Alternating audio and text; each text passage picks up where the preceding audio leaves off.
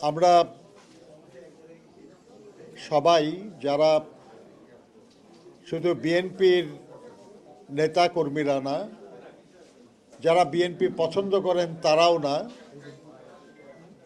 সারা দেশের মানুষ দলমত নির্বিশেষে, শ্রেণী পেশা নির্বিশেষে সব মানুষই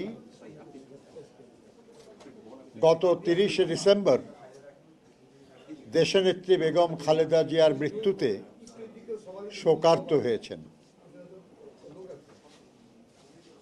সবাই কষ্ট পেয়েছেন, লক্ষ কোটি মানুষ কেঁদেছেন এবং ইতিহাসের বৃহত্তম জানাজা অনুষ্ঠিত হয়েছে দেশনেত্রী বেগম খালেদা জিয়ার। আমরা সবাইকে কৃতজ্ঞতা জানাই, ধন্যবাদ জানাই, শ্রদ্ধা জানাই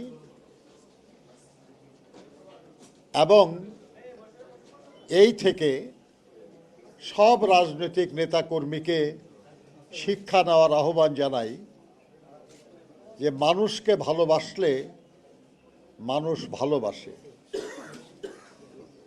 জনগণের জন্য কাজ করলে জনগণ ভালোবাসে,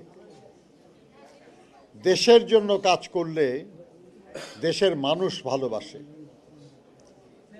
এর প্রকৃষ্ট প্রমাণ শহীদ রাষ্ট্রপতি জিয়াউর রহমান বীর উত্তম এবং দেশনেত্রী বেগম খালেদা জিয়া।